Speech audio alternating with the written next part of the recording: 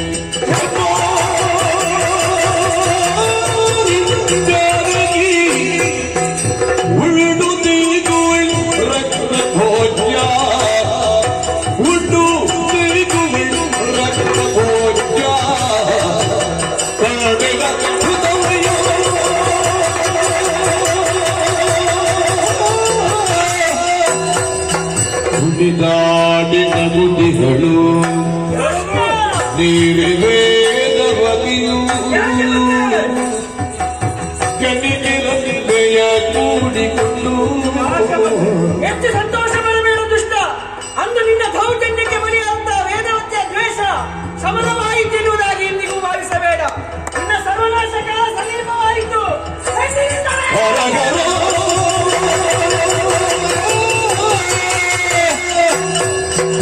ಮನೆಯ ಮನೆಯೂದರಿಯೋ ಕಡಿದು ಜಗವನ್ನು ನೋಡು ನೋಡು ನೋಡು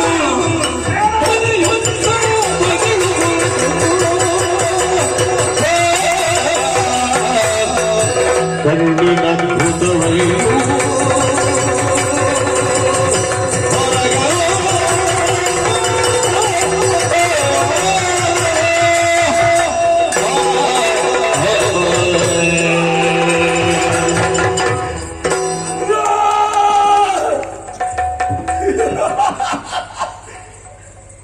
ನನಗೇನಾಗುತ್ತಾ ಇದೆ? ಕನಸನ್ನು ಕಂಡೆ, ಕೆಟ್ಟ ಕನಸನ್ನು ಕಂಡೆ. ರಾವಣೇಶ್ವರ ಜೀವನದಲ್ಲಿ ಇನ್ನುವರೆಗೆ ಕನಸನ್ನು ಕಂಡವರೇ ಅಲ್ಲ, ನಾವು ಕನಸನ್ನು ನನಸಾಗಿಸುವವರು. ಆದರೆ ಇಂದಿನ ದಿನ ಕನಸನ್ನು ಕಂಡೆ. ಕಾಣುವುದಕ್ಕೆ ಕಾರಣ ಏನು? ಅರ್ಥೈಸಿಕೊಂಡವರಿದ್ದೇನೆ. ಎಂದಿನ ದಿನ ಸೀತೆಯನ್ನು ಅಪಹರಿಸಿ ತಂದು ಅಶೋಕವನದಲ್ಲಿ ಇರಿಸಿದರೋ ಅದು ಮೊದಲುಗೊಂಡು ಏನೋ ಒಂದು ರೀತಿಯ ಚಡಪಡಿಕೆ. ನಿನ್ನೆ ದಿನ ವರ್ತಮಾನ ಮತ್ತು ಅಸಂಖ್ಯಾತ ಕಪಿಗಳನ್ನು ಸೇರಿಸಿ ರಾಮ ವಿಶಾಲವಾದ ಸಾಗರವನ್ನು ಉತ್ತರಿಸಿ ಲಂಕೆಯಲ್ಲಿ ಕಾಲೂರಿದ್ದಾರೆ ಎನ್ನುವಂತಹ ವಿಚಾರವನ್ನು ಕೇಳಿದ ಕ್ಷಣ ನಿದ್ರೆ ಬರುತ್ತಾ ಇಲ್ಲ, ಆಹಾರ ಶರೀರಕ್ಕೆ ಸೇರುತ್ತಾ ಇಲ್ಲ. ಹೇಗೋ ಇಂದಿನ ದಿನ ನಿದ್ರೆಗೆ ಜಾರಿದೆ. ಅಬ್ಬ, ಕಂಡಂತಹ ಕನಸಿನ ದೃಶ್ಯಗಳನ್ನು ಗೆಡಿಸುವಾಗ ಭಯ ಹೆಚ್ಚಾಗುತ್ತಾ ಇದೆ. ಶರೀರ ಕಂಪಿಸುತ್ತಾ ಇದೆ, ಸಣ್ಣನೆ ಬೆವರುತ್ತಾ ಇದೆ, ಕಂಠ ಗದ್ಗದಿತವಾಗುತ್ತಾ ಇದೆ. ಕಂಡಂತಹ ಕನಸಿನ ದೃಶ್ಯಗಳಾದರೂ ಯಾರು? ಒಂದು ಕಡೆಯಲ್ಲಿ ಇಡೀ ಲಂಕೆ ಹೊತ್ತಿ ಉರಿಯುವ ದೃಶ್ಯ ಕಂಡೆ. ಮಗದೊಂದು ಕಡೆಯಲ್ಲಿ ರಾಕ್ಷಸ ವೀರರು ರಕ್ತವನ್ನು ಕಾರಿ ವಿಲನೆ ಒತ್ತಾಟವನ್ನು ನಡೆಸಿ ಮಡಿಯುವ ದೃಶ್ಯವನ್ನು ಕಂಡೆ. ಮತ್ತೊಂದು ಕಡೆಯಲ್ಲಿ ನನ್ನಿಂದಲಾಗಿ ಆತ್ಮಹತ್ಯೆಗೆ ಇದ್ದಂತಹ ವೇದವತಿ, ನನ್ನಿಂದಲಾಗಿ ಸಂತೃಪ್ತರಾದಂತಹ ರಂಪೆ, ಇವರೆಲ್ಲ ನನ್ನ ಕಣ್ಣ ಮುಂದೆ ನಿಂತು ಕುಣಿಯುತ್ತಾ ನಲಿಯುತ್ತಾ ಪರಿಹಾಸ್ಯ ಮಾಡುವುದಕ್ಕೆ ಪ್ರಾರಂಭಿಸಿದರು. ರಾವಣ, ನಿನ್ನ ಅವಸಾನ ಸನ್ನಿಹಿತವಾಗಿದೆ, ಸನ್ನಿಹಿತವಾಗಿದೆ. ಮತ್ತೊಂದು ಕಡೆಯಲ್ಲಿ ನೋಡಿದ್ರೆ ನನ್ನ ಮಡದಿಯಾದಂತಹ ಮಂಡೋದರಿ ಇನ್ನೂ ಅಂತಃಪುರದಲ್ಲಿ ಸುಖನಿದ್ರೆಯಲ್ಲಿದ್ದಾಳೆ. ಕನಸಿನಲ್ಲಿ ಯಾವ ರೀತಿಯಲ್ಲಿ ಕಂಡೆ? ವಿಧವೆಯಾಗಿ ಕಂಡೆ. ಕೆದರಿದ ಕೇಶರಾಶಿ, ಅಳಿಸಿದ ಸಿಂಧೂರ, ಒಡೆದ ಹೇಮಕಂಕಣ, ಶ್ವೇತವಸರ, ಈ ರೀತಿಯಾಗಿ ನನ್ನ ಕಣ್ಣ ಮುಂದೆ ಬಂದು ಮಾಂಗಲ್ಯವನ್ನು ಕಡಿದು, ಪತಿದೇವ, ನನ್ನ ಈ ದುಸ್ಥಿತಿಗೆ ಕಾರಣರು ನೀವು ಎನ್ನುವ ಹಾಗೆ ಮಾಂಗಲ್ಯವನ್ನು ಕಡಿದು ನನ್ನ ಎದೆ ಮೇಲೆ ಬಿಸುಟ್ಟು ಹೋದಳಲ್ಲ. ಯಾರ ಮುಖ ಅದು? ಅಸ್ಪಷ್ಟವಾಗಿ ಕಾಣಿಸುತ್ತಾ ಇದೆ. ಸರಿ, ಸಾವಿರಾರು ವರ್ಷಗಳ ಹಿಂದೆ ಇದೇ ಕೈಯಿಂದ ಯಜ್ಞ ದೀಕ್ಷಿತನಾಗಿ ಕುಳಿತಂತಹ ಅದರಣ್ಯಕರ ಶಿರಚ್ಛೇದನ ಮಾಡಿದವ. ಆಗ ಶಪಿಸಿದ್ದ ಮುಂದೆ 21ನೇ ತಲೆಮಾರಿನಲ್ಲಿ ನನ್ನದೇ ವಂಶದಲ್ಲಿ ರಾಮ ಎನ್ನುವವರಿಂದ ನಿನಗೆ ಮರಣ. ಹಾಗಿದ್ರೆ ಆತ ಹೇಳಿದಂತಹ ರಾಮನಿಗೂ ಈ ರಾಮನಿಗೂ ಸಂಬಂಧ ಇರಬಹುದೇ?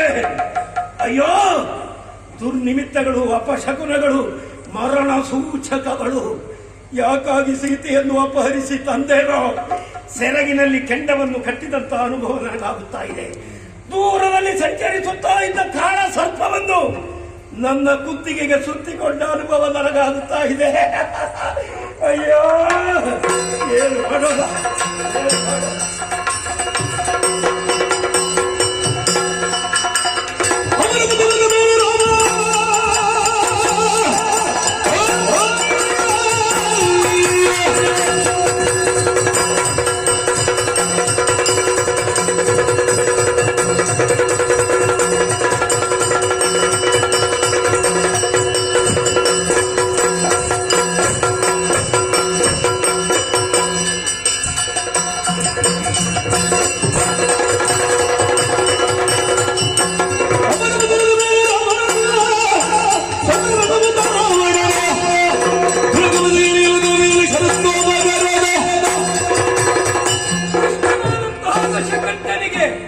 ವಿಧ ವಿಧದ ನೀತಿ ವಾಕ್ಯವನ್ನಾಡಿದರೂ ಪಥ್ಯವಾಗಲಿಲ್ಲ.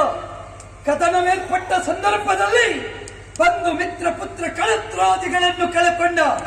ಕೊನೆಗೆ ಮಾಟ ಮಾರಣಾದಿ ಪ್ರಕ್ರಿಯೆಯಲ್ಲಿ ತೊಡಗಿ ರಾಮನನ್ನು ಗೆಲ್ಲಬೇಕು ಎಂಬ ಹಾಗೆ ಯೋಚಿಸಿದ್ದಾನೆ.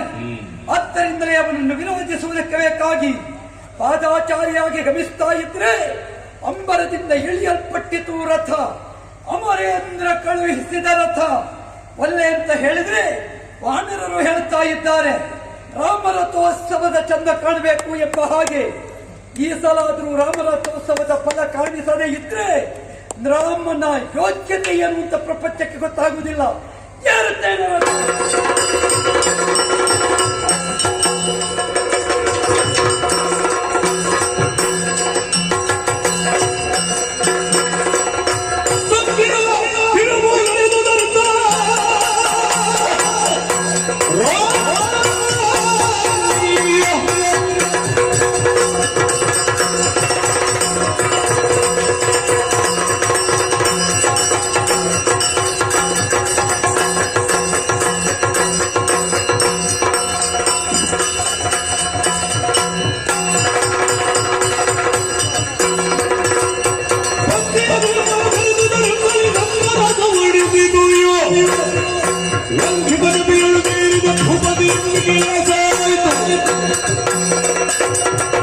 ಎಂತಹ ಸಮಯ ಸಾಧಕರು ಈ ಪ್ರಪಂಚದಲ್ಲಿದ್ದಾರೆ.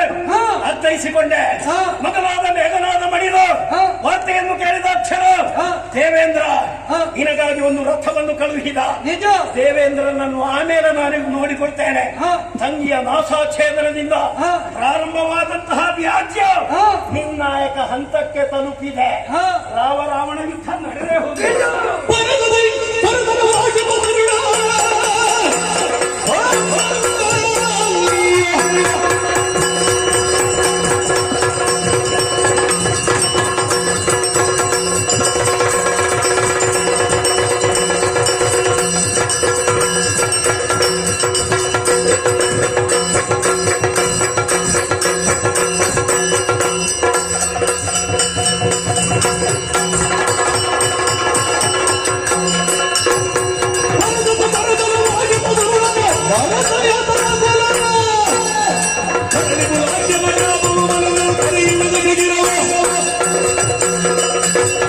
ರಾಜ್ಯಕಂಡ ಸೀತಾವ್ಯಾಜ್ಯ ನಿಮಿತ್ತವಾಗಿ ನಡೆಯುತ್ತಾ ಉಂಟು ಕದನ ಎಂಬ ಹಾಗೆ ನೀ ಯೋಚಿಸಬೇಡ. ಮತ್ತೇನು? ಪರಸತಿ ವ್ಯಾಮೋಹ, ಪರಧನದ ಮೋಹ ಇದು ಎಂತಹ ಅಧಿಕಾರದಲ್ಲಿದ್ದವನನ್ನು ಅಧಪತನಕ್ಕೆ ತಳ್ಳುತ್ತದೆ ಎನ್ನುವುದಕ್ಕೆ ನಿನ್ನ ಚಾರಿತ್ರ್ಯವೇ ಸಾಕ್ಷಿಯಾಗಿ ನಿಲ್ಲುತ್ತದೆ. ರಾಮ ಅಯೋಧ್ಯೆಯಿಂದ ಹೊರಟದ್ದು ಕೇವಲ ಸೀತೆಗಾಗಿ ಅಂತ ನೀ ಭಾವಿಸಬೇಡ. ಮತ್ತೇನು? ಇಂದು ನಿನ್ನೆಯದಲ್ಲ ನಿನ್ನ ಕುರಿತಾದ ಚಿಂತನೆ. ಸೂರ್ಯವಂಶದ 21 ತಲೆಮಾರಿನ ಹಿಂದೆ ಅನರಣ್ಯನ ನೀ ತಲೆ ಕಡಿದೆ. ಅದೆಷ್ಟೋ ಧಾರ್ಮಿಕರನ್ನು ಬಲಿಗೊಂಡೆ. ಅಳಿತ ಧಾರ್ಮಿಕರ ರಕ್ತ ಸಿಂಚನದಿಂದ ಕೈ ತೊಳೆದುಕೊಂಡ ದಶಕಂಠ ಇವತ್ತು ನಿನ್ನ ರಕ್ತ ತರ್ಪಣದಿಂದ ಅವರ ಆತ್ಮಕ್ಕೆ ಶಾಂತಿ ಕೊಡುತ್ತೇನೆ. 20 ಬಾರಿ ಆಗಿದೆ. 21ನೇ ಬಾರಿ ಸಾಧ್ಯ ಉಂಟ? ತೋರಿಸಲೇ